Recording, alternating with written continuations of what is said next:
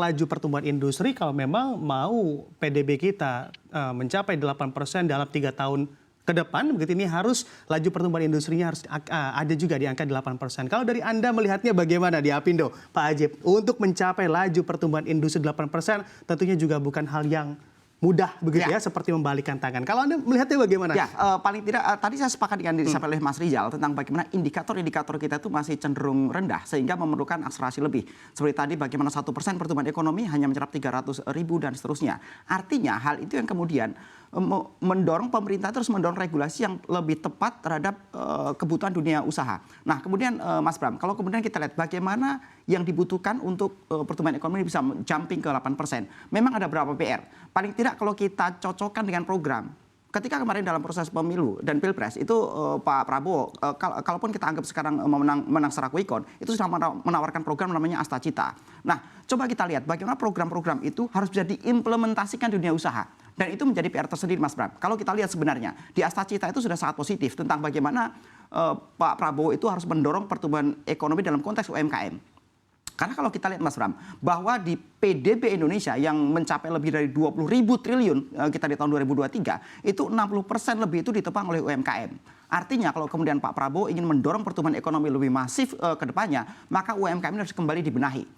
Sehingga kemudian UMKM ini mendapatkan ruang yang lebih dan mereka bisa dari skala ekonomi mikro, mereka bisa menjadi kecil, kecil menjadi menengah dan seterusnya. Apalagi kalau kita berbicara jumlah atau numbers, bagaimana 65 juta orang itu ada dalam sektor ini. Sehingga sekali lagi UMKM harus menjadi bagian perhatian pemerintah. Kemudian yang kedua Mas Bram adalah bagaimana hilirisasi. Tadi Mas Rizal sudah menyampaikan bahwa hilirisasi ini harus disambungkan industrialisasi. Tapi tidak hanya itu Mas Bram.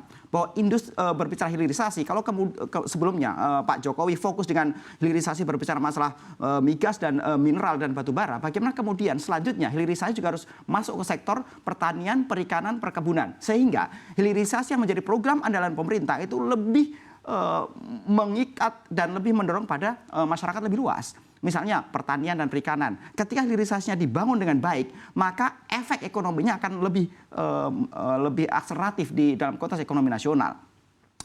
Jadi sekali lagi yang pertama berbicara masalah UMKM, kedua berbicara masalah hilirisasi yang lebih diperluas. Yang ketiga Mas Bram, itu adalah bagaimana kebijakan-kebijakan moneter dan fiskal itu harus tepat sasaran. Karena sekali lagi kebijakan fiskal dan moneter itu akan lebih memberikan intervensi kepada dunia usaha. Karena dunia usaha tidak mungkin bisa berjalan secara alamiah. Dibutuhkan intervensi pemerintah sehingga bagaimana dunia usaha bisa tumbuh dengan lebih baik. Dan yang keempat tidak kalah pentingnya Mas Bram adalah kalau pemerintah ingin mendorong pertumbuhan ekonomi 8%, maka tidak bisa tidak. Ekonomi harus didorong dari daerah. Karena berbicara mempunyai sumber-sumber daya, berbicara mempunyai sumber-sumber ekonomi itu ada di daerah. Ketika di daerah itu lebih didorong ekosistem bisnisnya, ketika kemudian ekosistem bisnisnya dan nilai-nilai itu, nilai-nilai ekonomi diberikan nilai tambah lebih maksimal, maka saya pikir ekonomi akan bisa lebih melaju dengan kencang. Ketika ekonominya berpusat di Jakarta, maka sulit ekonomi akan sampai dengan 8%. Jadi sekali lagi bagaimana 4 hal utama itu dan program Asta Citanya Pak Prabowo itu harus betul-betul bisa implementatif. Dan sekali lagi berbicara gagasan, itu memerlukan penerjemahan dalam konteks aturan-aturan sehingga mempunyai efek yang lebih bagus terhadap pertumbuhan ekonomi secara maksimal. Demikian Mas Bram. Oke, baik. Saya ambil pernyataan dari Anda yang juga cukup menarik begitu ya untuk diulas lebih dalam kepada Pak Rizal, yaitu terkait strategi fiskal dan juga moneter. Yang mana ini juga harus lebih difokuskan kembali ke depannya. Bagaimana kalau menurut Anda, Pak Rizal, strategi yang harus juga dibawa begitu oleh pemerintah selanjutnya terkait strategi fiskal dan juga moneter? Yang pasti fiskal itu harus, namanya fiskal ya, menstimulus pembangunan, include di dalam pembangunan ekonomi. Dan fiskal itu harus dibelanjakan ya kepada kelola infrastruktur atau PNBP gitu. Investasi adalah investasi yang produktif gitu ya, yang justru menstimulus industri manufaktur semakin berkembang. Nah, kalau bicara industri manufaktur atau industrialisasi tadi, maka seharusnya ekosistem industrinya terbangun. Nah, ekosistem industri itu include di dalamnya adalah bagaimana kemitraan dengan UMKM yang tadi disampaikan. UMKM punya kontribusi atau sokong perekonomian kita hingga saat ini. Dan ini juga saya kira peluang untuk meningkatkan tax ratio yang selama ini menjadi problem. Salah satu kunci atau salah satu solusi gitu ya untuk menaikkan tax ratio adalah kan tidak hanya meningkatkan jumlah wajib pajaknya, tapi juga meningkatkan jumlah yang membayar PPh kan kira-kira.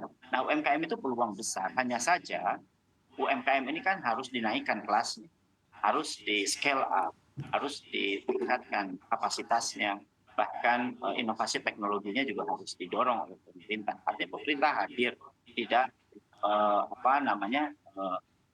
tidak setengah-setengah lah untuk mendorong UMKM, dan tentu ada satu aspek lagi yang paling penting oleh government untuk mengembangkan UMKM itu adalah marketing, dan negara harus hadir berkaitan dengan market, tidak hanya domestik tapi juga sektor global. Nah, berkaitan lagi dengan fiskal kita, fiskal ini memang sangat tight ya, apalagi kita dengan fiskal kita sebesar belanja 3.000 triliun ya, 3.300 triliun di APBN 2024. Kemudian penerimaan kita di angka 2.800 triliun, ini kan sangat sempit dengan target pertumbuhan ekonomi kita di 5,2 sampai 5,2%. Gitu.